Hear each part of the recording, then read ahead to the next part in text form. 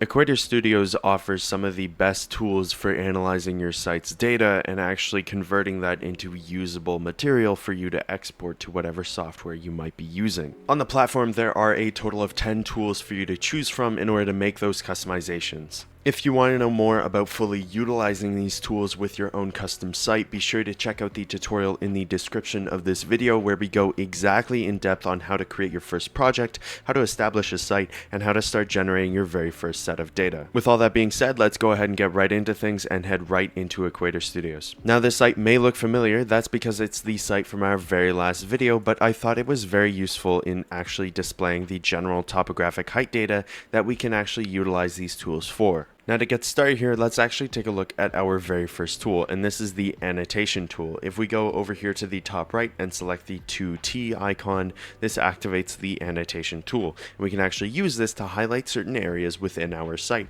For example, we have a pond over here in the middle of it. If we want to highlight it, we just left click down here on the actual pond and then name it something like pond, like so. And there are actually several different customizations that you can do with this label. You can change the actual presets of the icon, or you can go more in depth and change it yourself, like the color of the background or the text within the actual label. Furthermore, you can change the style of the text, such as the text size, the text margin, which is actually how big the box is. You can also round the corners and then actually change the rotation as well. I'm going to leave this one at 0 degrees so that it remains upright, but we can also change whether or not there is a leader on the text box, which is the small triangle underneath it that points to its origin, and we can change the actual length of the leader like so. For now, I'm going to set that to none, and then we just head back, and then that is our annotation complete. Next is our Markup Tool. This is actually going to allow us to mark out a specific plot of land that we might need, or a very specific area that we want highlighted. For example here, if the property of this house on this hill lined up somewhere along this line, we can use the Markup Tool to actually draw out the exact space of it and have it referenced in 3D geometry, like so. This actually maps the entire property onto the actual hill, and you can see the elevation changes as we gradually go up it. This is especially important when mapping out property lines on something like contour data, so that when you bring it into something like Autodesk or Revit or SketchUp, that you actually have these outlines prepared beforehand and know where they fall. When you're using the Markup Tool, it actually gives you the dimensions of the lines that you are creating in real time so that you can see the distance that is currently being sketched out. As with the annotation, the Markup Tool also has a bunch of customizations. You can change the actual colors of the inner border of the line. For example, here it's green or blue or orange or red as presets, or you can actually go in and customize it yourself. Here I have a red inner fill color with a yellow outline. We can change the style of the line on the outline or the actual spacing within the dashes. We can change the thickness and then also the end cap style, whether we want that to be a circle, square, or triangle when we actually have an end cap. We can also change the end cap style if the markup does not have a closed loop. And the very last thing, we can also add a label. Here are some presets, but we can actually go in and customize it much like the other tools. We can change the text size, margin, round the corners. Same thing with the Annotation Tool. Similarly to the Markup Tool, I actually have the Measurement Tool right here as well, where if we place 2 points and then right click, we actually get a measurement that stays highlighted on the actual map. This is good for measuring the distance between 2 points or even multiple points. For if we take it again and then measure out multiple points, it will mark the total added distance of each of the lines that you have marked out. You have the same amount of customization that you do for the others. You can change the actual end cap, whether you want that to be arrows. You can change the outline color. Anything you might want to change is possible here in Equator, and then this data is easily accessible and easily able to be brought into whatever software you might be using.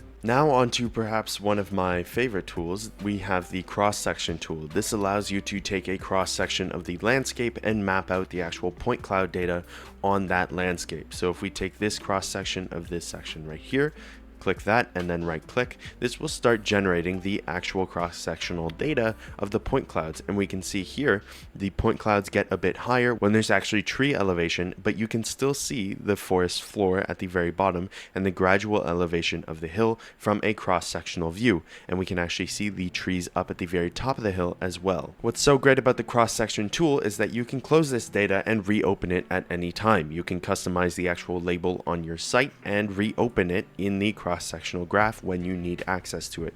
You can download it over here on the right using the download icon and show the actual point cloud data for only the ground. You can also turn on which data layers you might be using if you use this cross-section data with multiple different data layers. This next tool is perhaps one of the simplest, but is actually extremely useful. It is called the Spot Elevation Tool. It is this icon right over here, and if you click it and then select an elevation, it tells you that direct elevation size immediately as soon as you place it. And we can see right here, these elevations that I'm comparing, one from over here and the other over there, are actually pretty similar, and we can compare these elevations directly using this tool. Just like with the other tools shown before, there are a bunch of customization options here at the bottom that match that of something like the Measurement Tool or the Annotation Tool. Something that I neglected to mention is there's actually the Move Label option and the Duplicate Label option. The Move Label option just drags the label onto your cursor and then moves it to wherever you might need it. The Duplicate Label option does the exact same thing and allows you to duplicate the label as many times as you might need. Very similar to the Measurement Tool and the Markup Tool is the Spline Tool. This allows you to actually measure a distance through using curvatures. As we can see here on the hill, if we place a few points and then actually move the mouse around, this bends the curvature into the position that you so need. If we right click, that actually enables the spline. This is very useful for measuring out things like road distances or trail distances within a forest, and allows you to get that much needed measurement without placing thousands of little points with a markup tool. The icon tool allows you to add that little bit of customization that you might not have had before. To activate it, it's just over here, and then you left click where you want the icon and then right click to actually place it. As you can see, there are many different icons that you can choose from. These are all standard icons that allow you to customize your site just that little bit further. For example, I can go ahead and choose this one here, and that will place the actual icon on the map.